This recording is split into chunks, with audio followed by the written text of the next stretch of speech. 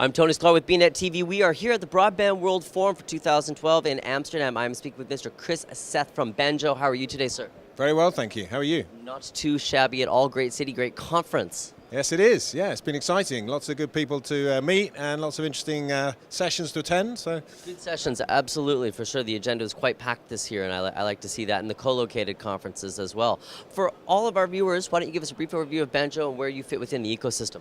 yeah, so Banjo is in the location-based services industry. We're an app which is about a year old, and our mission in life is to ensure that you don't miss out on the people, places, and things that matter to you. So what makes your app different than, let's say, your competitors? So there are various things that make us different. Number one, we have built a layer, a location-based layer on top of all of the major social networks. So think Twitter, Facebook, LinkedIn, Foursquare, Google+. We exist on top of that. So we've actually aggregated the data across all of those networks to build our own unique social graph, location-based social graph of 350 million individuals to date in the space of a year.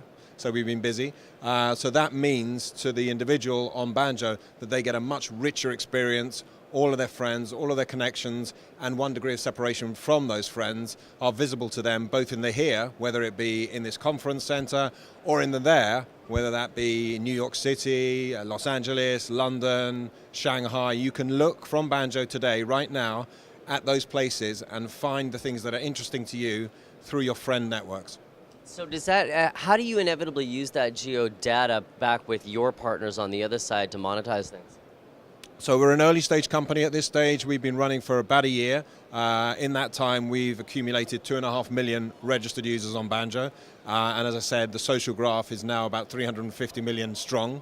We haven't got into monetization yet, but you can imagine with the kind of data that we're accumulating, the opportunities from a data point of view, or indeed from a location-based advertising point of view, are pretty significant. So that's next on the roadmap, as it were. So that's what I wanted to prompt to, was inevitably the contextual-based advertising systems, because of the data that you would be, the metadata that you're able to pull within that geo layer is worth a lot to a lot of different organizations. Yeah, so we're all about, as I say, making sure that you don't miss out on the things that matter to you. And what that means is that we've been able to personalize in real time your experience, your friend networks, the locations that are important to you on Banjo. So from a data point of view, that's going to be very, very interesting for brands as well, to be able to work with us to create compelling content solutions that might be relevant to those individuals. We're not so much interested in just plastering advertising on not if it's not contextual based with against the geography, then it's useless. Absolutely. So it's more about it being relevant, it's more about it being appropriate, it's more about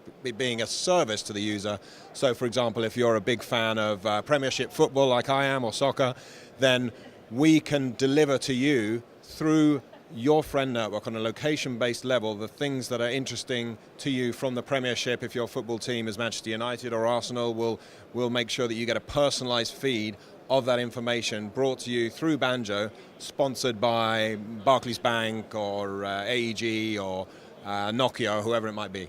So I mean, obviously, as a business entrepreneur and as a traveler to different conferences, the first thing that you always want to look for is food when you're in another city, for sure, and you want something that's relevant to you, right? That you like, with the data that your personal data. I don't think that our generation has a problem giving up the personal data as long as it's utilized in a manner that is giving us something that is good for us. Yeah, I think that's absolutely true. I think there are two things there: relevance through your existing network, through people that you trust, and we all know that we trust our friends perhaps more than we trust a restaurant review.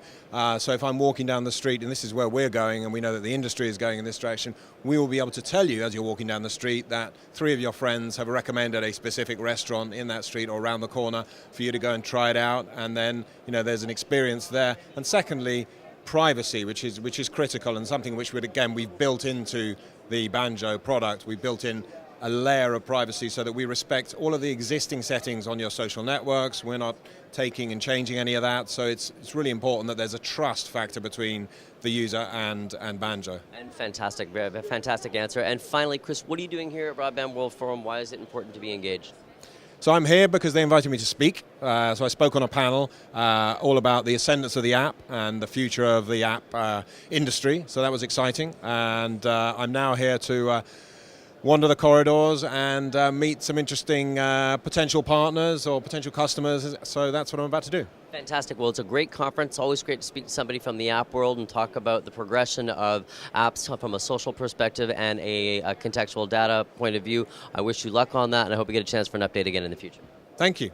Likewise. I've been speaking with Mr. Chris Seth of Banjo here at the Broadband World Forum in Amsterdam 2012. I am Tony Sklar with bnetTV.